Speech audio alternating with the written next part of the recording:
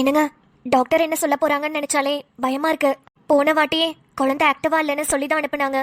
அவங்க கொடுத்த மாத்திரை எல்லாமே எடுத்துக்கிட்டேன். இருந்தாலும் இந்த வாட்டி என்ன சொல்ல போறாங்களோ தெரியல. இங்க பாருமா, அதெல்லாம் நீ ஒன்னும் பயப்படாத. உன்னோட நல்ல மனசுக்கு எல்லாமே நல்லதா தான் நடக்கும். நீங்க சொல்றீங்க, இருந்தாலும் பயமா இருக்குங்க. நீ அதை பத்திலாம் ஒன்னும் வருத்தப்படாத. தண்ணி நிறைய குடிச்சியா? ஸ்கேன் பண்றதுக்கு தண்ணி நிறைய குடிக்கணும்னு சொல்லுவாங்கல்ல. குடிச்சேங்க, வயிறு ஃபுல்லா இருக்கு. நல்ல வேலை சீக்கிரம் வந்தோம். அப்படி வந்துமே 10வது டோக்கன் தான். ஐயோ, நம்மளுக்கு முன்னாடி 9 பேர் இருக்காங்களா? ஆமா, டாக்டர் வந்து பார்த்துட்டு தான் இருக்காங்க. சட்டுன்னு முடிஞ்சிரும். சரிங்க.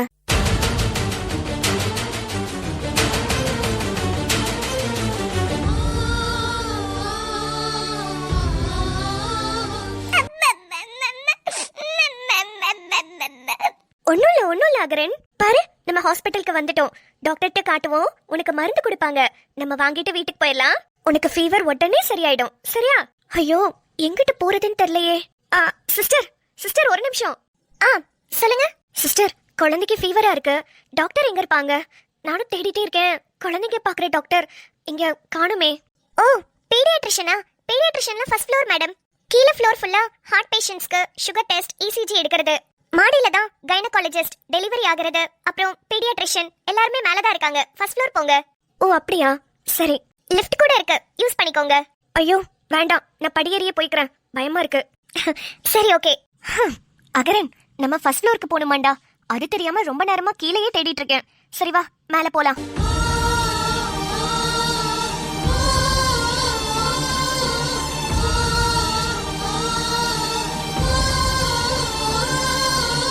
எக்ஸ்கியூஸ் மீ, இங்க ரதி தேவி யாரு? நான் தான் மேடம். உங்களை டாக்டர் வர சொல்றாங்க, உள்ள வாங்க. சரி. ரதி, போமா. மிஸ்ஸஸ் ரதி தேவி. மேடம், போன வாட்டி ஸ்கேன்ல குழந்தை ரொம்ப ஆக்டிவாவே இல்ல. நீங்களும் நல்லா ஜாலியா இருக்கணும், ஹாப்பியா இருக்கணும்னு சொன்னீங்க. முடிஞ்ச அளவுக்கு ட்ரை பண்ண மேடம். இப்போ என் குழந்தை எப்படி இருக்காங்க? பெட்டர் இம்ப்ரூவ்மெண்ட் இல்லம்மா. என்ன மேடம் சொல்றீங்க? இம்ப்ரூவ்மெண்ட் இல்லையா? ஆமா, நான் போன வாட்டியே சொன்னல, குழந்தை ஆக்டிவாவே இல்ல. என்ன பண்றீங்க வீட்ல? நல்லா நீங்களும் ஆக்டிவா இருக்கணும், நல்லா சிரிச்சு சந்தோஷமா இருக்கணும். நீங்க நல்லா இருந்தா தானே குழந்தை நல்லா இருக்கும்னு நான் சொன்னல. வேலைக்கு மாத்திரையெல்லாம் சாப்பிடுறீங்களா? காய்கறி, பழங்கள், கீரை எல்லாம் எடுத்துக்கிறீங்களா இல்லையா? மேடம், நான் சாப்பிட்டுட்டு தான் இருக்கேன். பத்தாதுமா, உங்க உடம்புல சத்து இல்லைன்னா குழந்தைக்கு எப்படி சத்து போகும்? உங்களுக்கே ரொம்ப கம்மியா தான் இருக்கு. சரிங்க மேடம். இங்க பாருங்க, நல்ல ஆரோக்கியமா குழந்தை வேணும்னா 34 வாரத்தை கடந்து 37 வாரத்துக்குள்ள நல்ல ஆரோக்கியமான குழந்தையா பிறக்கும். இப்போ உங்களுக்கு 7வது மாசம் தான் நடந்துகிட்டு இருக்கு. அடுத்த ஸ்கேன்ல பாப்பேமா. குழந்தை இப்படியே இருந்துச்சுன்னா கண்டிப்பா ஆபரேஷன் பண்ணி குழந்தைய வெளியே எடுக்கணும். மேடம், என்ன சொல்றீங்க? ஆமா சார், குழந்தை வயிற்றுக்குள்ள இருக்கிறது சேஃப் இல்ல. அதுக்கு ப்ரீமெச்சூர்ட் பேபியா வெளியே வந்துட்டா கூட காப்பாத்துறதுக்கு சான்சஸ் இருக்கு. மேடம், ஒரு மாசத்துல பிறக்கிற குழந்தையா? மேடம் இல்ல, என் குழந்தை நல்ல ஆரோக்கியமா வேணும் எனக்கு. அப்ப நீங்க தான் நான் கொடுக்கறதெல்லாம் சத்தா சாப்பிட்டு தெம்பா இருக்கணும். நான் மாத்திரை எழுதிதாமா தர முடியும். உங்களுக்கு வந்து ஊட்டியா விட முடியும்? இல்ல, நான் சாப்பிடுறேன் மேடம். சரி, பயப்படாதீங்க. நான் மாத்திரை எழுதி தரேன், அதை கரெக்டா மட்டும் சாப்பிடுங்க. சரி டாக்டர், வேற ஏதாவது சாப்பிடணுமா? நிறைய கீரை வகைகள், பழங்கள், காய்கறிகள் இந்த மாதிரி சாப்பிட்டாலே போதும் சார். உடம்பு நல்ல ஆரோக்கியமா இருக்கும். அது கூடவே நான் கொடுக்கற மாத்திரை. சாப்பாட்டை கொஞ்சம் கொஞ்சமா பிரிச்சுக்கோங்க. 4-5 வேளையா சாப்பிடுங்க. மொத்தமா எல்லாத்தையும் சாப்பிட்டுட்டு படுத்து தூங்க கூடாது. 5 வேளையா சாப்பிட்டுட்டு நல்ல வாக்கிங் போயிட்டு நான் கொடுக்கற மாத்திரைய சாப்பிட்டாலே போதும். குழந்தை நல்ல ஆரோக்கியமா இருக்கும். சரிங்க டாக்டர், இதுக்கப்புறம் கரெக்டா நான் ஃபாலோ பண்றேன். சரிம்மா. சரி, நான் டேப்லெட்ஸ் எழுதி சிஸ்டர் கிட்ட கொடுக்கறேன், நீங்க வாங்கிக்கோங்க. சரி. நீங்க 2 பேரும் வெளியே வெயிட் பண்ணுங்க, நான் மாத்திரை சீட் எடுத்துட்டு வரேன்.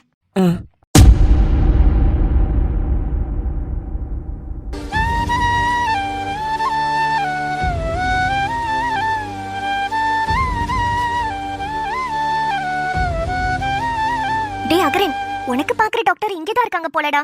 இது தெரியாம நான் கீழே எவ்வளவு நேரமா தேடிட்டு இருந்திருக்கேன். ஐயோ, உடம்பு நெருப்பா குதிக்குது. உங்க அப்பாக்கு போன் பண்ணா போனே எடுக்க மாட்டேங்கிறான் அந்த ஆளு. ரதி, டாக்டர் சொன்னதை நினைச்சு நீ பயப்படாத. இன்னும் நம்மளுக்கு டைம் இருக்கு. நிறைய நல்லதா சாப்பிட்டு எப்படியாவது குழந்தைய நல்லபடியா பிறக்க வச்சுக்கலாம்.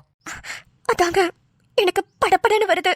நான் நல்லா தாங்க சாப்பிடுறேன், ஆனா அதெல்லாம் பத்தல போல. நீ எங்க நல்லா சாப்பிடுற?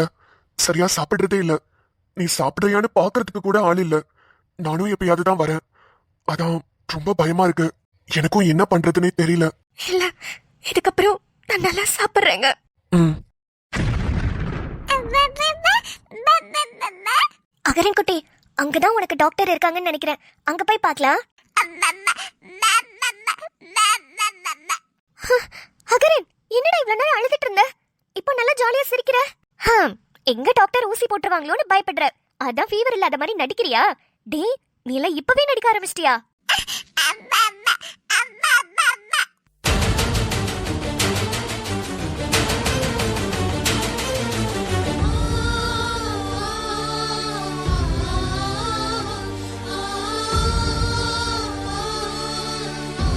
டேய் டேய், என்னடா அங்கங்க கைய காட்டுற?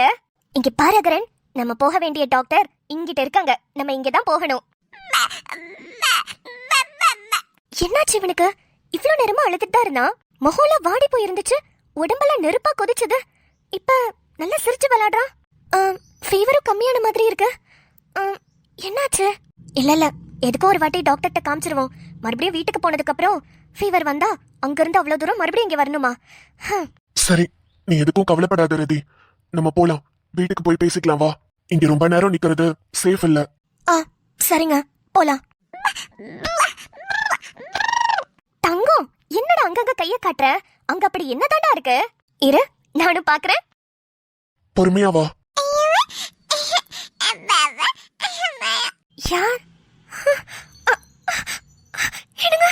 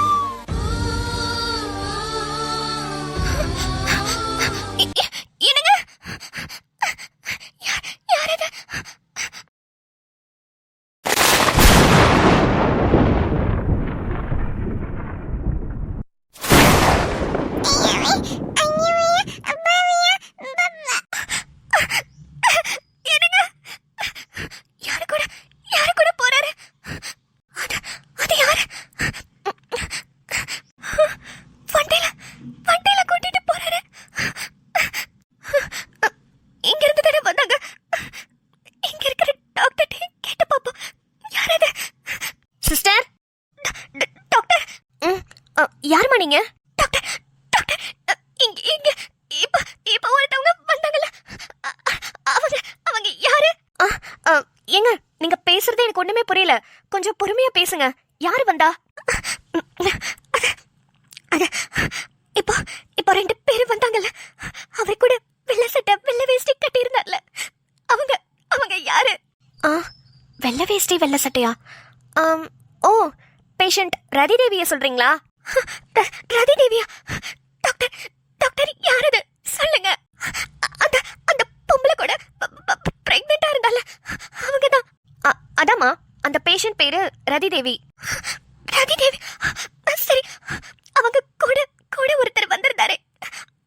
அவரு கூட வந்திருந்தவரு ரதி தேவியோட ஹஸ்பண்ட் மிஸ்டர் முத்துமொழி.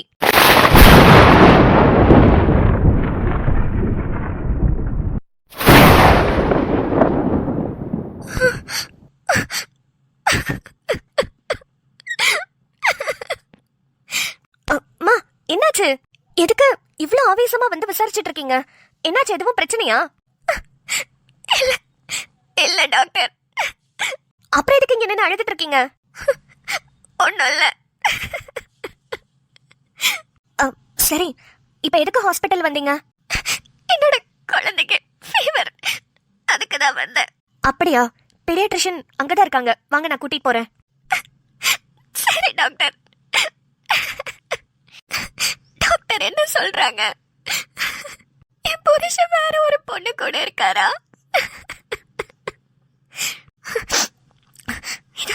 இது நான் சும்மா விட போறதில்ல. எப்படி என்ன வீட்டை விட்டு துரத்திட்டு வேற ஒரு பொம்பளை கூட இருக்காரா? இப்பவே போறேன், இப்பவே போய் நியாயம் கேக்குறேன்.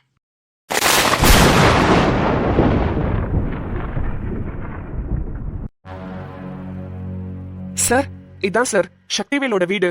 அப்புறம் சக்திவேல் டெத்தான ஸ்பாட்டும் இதுதான். ஃபாரன்சிக் டிபார்ட்மெண்ட் மார்க் பண்ணி வச்சிருக்காங்கல்ல? ஆமா சார், இமிடியேட்டா மார்க் பண்ணிட்டாங்க. பாடியோட ஸ்கெட்ச் இது. போஸ்ட்மார்ட்டம் ரிப்போர்ட்ல கத்தியால குத்துனதா தானே போட்டிருக்கு. ஆமா சார், கத்தியோட ஃபிங்கர் பிரிண்ட்ஸ் அனுப்பிட்டீங்களா? அனுப்பியாச்சு சார். இங்க வேற எங்கெங்கெல்லாம் ஃபிங்கர் பிரிண்ட்ஸ் இருக்கோ எல்லாத்தையுமே ட்ரேஸ் பண்ணிட்டாங்க. ஆனா அது யாரோட ஃபிங்கர் பிரிண்ட் தான் இன்னும் மேட்ச் ஆகல. மேட்ச் ஆக வைக்கிறேன்.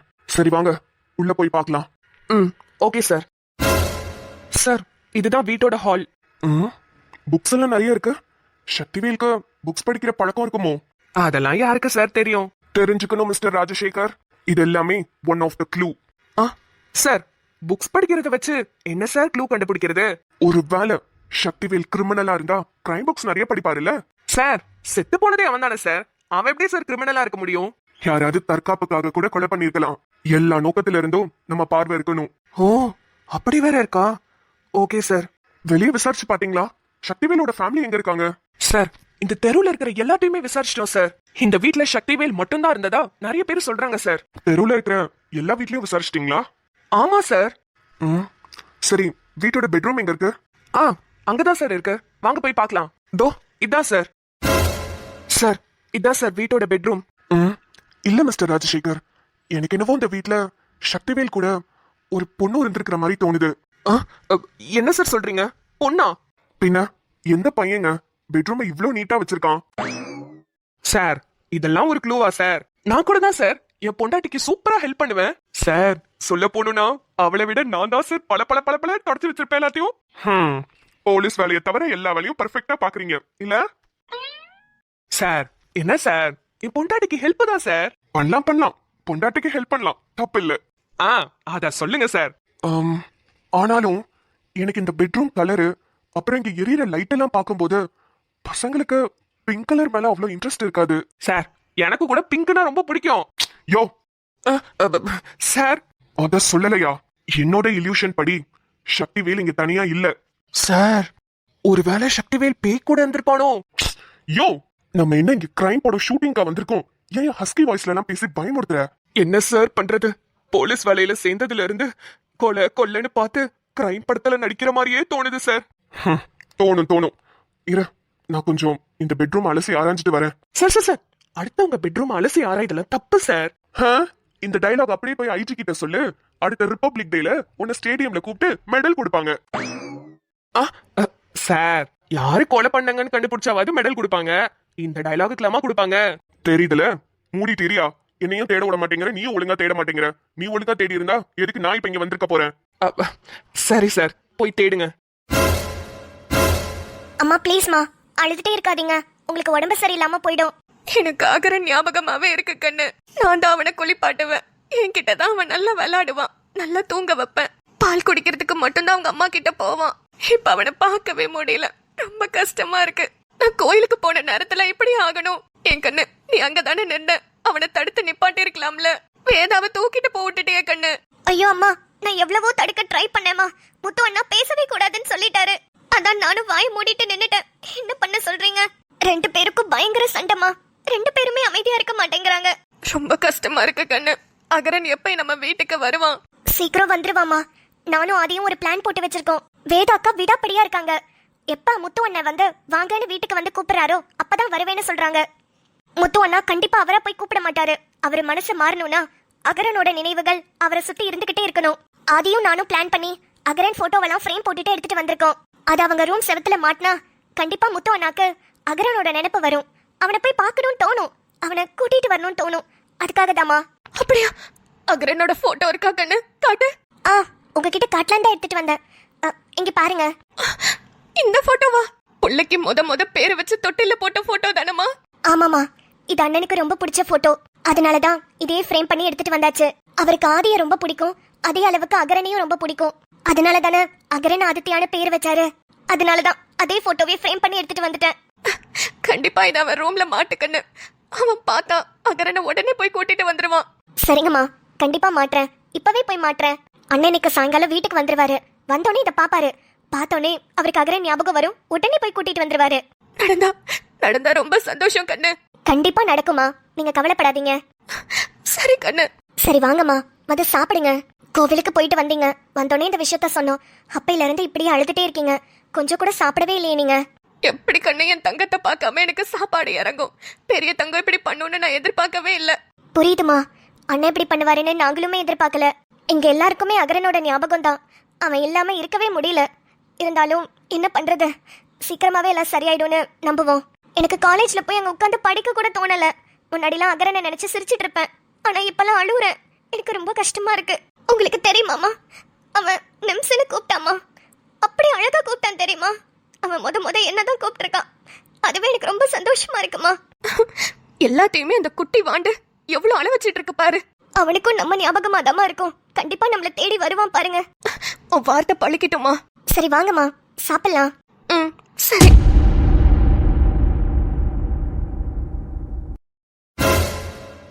அண்ணா, சார் என்னாச்சு? அந்த டிரா கடையில இன்னமும் இருக்கு பாருங்களேன். டிராக்கு கீழையா? என்ன சார் இருக்கு? இருங்க நான் போய் பாக்குறேன். சார் என்னண்ணே?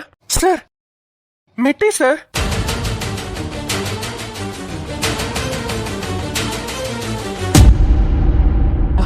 ஒண்ணுதான் கிடைச்சதா? சார் பாத்தீங்களா, மெட்டி ஆட்டைய போடலாம் தானே பாக்குறீங்க, அதனால தானே ஒண்ணு கிடைச்சுதான் கேக்குறீங்க. யோ போட்டுன்னு வச்சுக்கோ. நானே சீரியஸா இங்க தேடிட்டு இருக்கேன். ஒண்ணுதான் கிடைச்சது, ரெண்டு தான் கிடைச்சதுன்னு. ஒண்ணுதான் இருக்கா? ஆமா சார், ஒண்ணுதான் அடியில கிடந்துச்சு. சந்தேகமே வேண்டாம். கண்டிப்பா அந்த வீட்ல ஒரு லேடி இருந்திருக்காங்க. மெட்டி இருக்குன்னா ஒண்ணு கண்டிப்பா சக்திவேலோட அம்மா, சக்திவேலோட அக்கா, இல்ல சக்திவேலோட தங்கச்சி, அப்படியும் இல்லைன்னா சக்திவேலோட வைஃபா தான் இருக்கணும். ஏன் சார் எல்லாத்தையும் சொல்லிட்டீங்க, நான் ஒண்ணு சொல்லவா? என்னையா? ஒருவேளை சக்திவேலுக்கு கள்ள தொடர்பா இருந்தா? யோ யார் நீ? சார் நீங்க தானே சார் எல்லா கண்ணோட்டத்திலயும் பார்க்க சொன்னீங்க, அதான் நான் அப்படியும் யோசிச்சு பார்த்தேன். சார் இருக்கலாம்ல, தெருவுல கேட்டா சக்திவேல் கூட யாருமே இல்லைன்னு சொல்றாங்க சார். அப்படி அம்மாவோ அக்காவோ தங்கச்சியோ இல்ல பொண்டாட்டியாவோ இருந்தா எல்லாருக்கும் தெரிஞ்சிருக்கும்ல. கள்ள தொடர்பா இருந்தாதான் சார் தெரியாம இருந்திருக்கும். நல்லா வாயில வந்துரும், என்கிட்ட வாங்கி கட்டிக்காதீங்க சொல்லிட்டேன். சார் கொஞ்ச நேரம் என்னை யோசிக்க விடுங்க. சக்திவேல் கூட இந்த வீட்ல கண்டிப்பா ஒரு பொண்ணு இருந்திருக்காங்க. அது மட்டும் தெளிவா தெரியுது. அம்மாவோ அக்காவோ தங்கச்சியா இருந்தா மறைச்சு வச்சு வாழணும்னு அவசியமே இல்ல. இந்த தெருவுல இருக்கிற யாருக்குமே சக்திவேல் கூட யாரும் இருந்த மாதிரி தெரியலன்னு தான் சொல்றாங்க.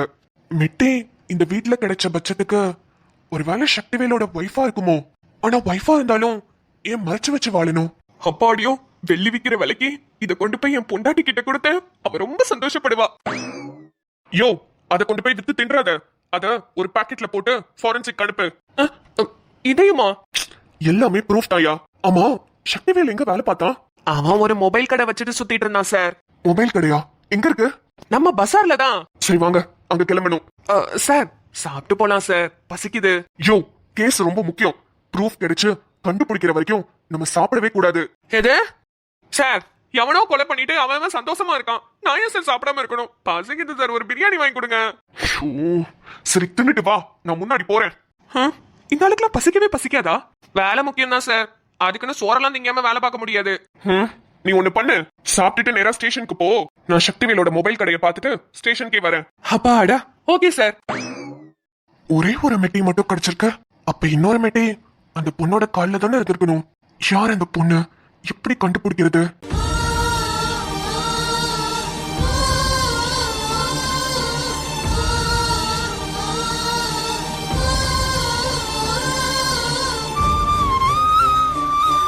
டடான்! ஆஹா, வேதா முத்துமொழிய ரதி கூட பாத்துட்டாங்க. என்ன நடக்க போகுதோ தெரியலையே. ரொம்ப பரபரப்பா போய்கிட்டு இருக்கு.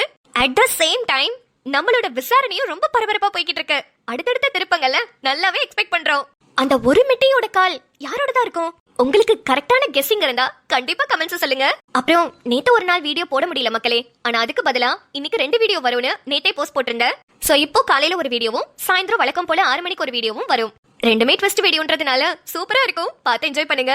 அப்புறம் நம்ம வீட்ல இன்னைக்கு சிக்கன் குழம்பு மட்டும் தான் ஸ்பெஷல். 2 வீடியோ போடுறதுனால வேற எதுவும் சமைக்க டைம் இல்ல. சோ வீட்ல கொஞ்சம் மன்னிப்பு கேட்டுட்டு சிக்கன் குழம்பு ரெடி பண்ணியாச்சு. நீங்க எல்லாரும் என்ன சமைச்சீங்கன்னு சாப்பிட்டீங்கன்றத மறக்காம கமெண்ட்ஸ் சொல்லுங்க. அப்புறம் உங்களுக்கு இந்த வீடியோ பிடிச்சதுன்னா வீடியோக்கு ஒரு லைக் கொடுத்துட்டு உங்க ஃப்ரெண்ட்ஸ் அண்ட் ஃபேமிலிக்கும் ஷேர் பண்ணிடுங்க. நீங்க நம்ம சேனலை சப்ஸ்கிரைப் பண்ணாம பாக்குறீங்கன்னா மறக்காம சப்ஸ்கிரைப் பண்ணி வச்சுக்கோங்க. ஈவினிங் வீடியோல பார்க்கலாம். பாய்.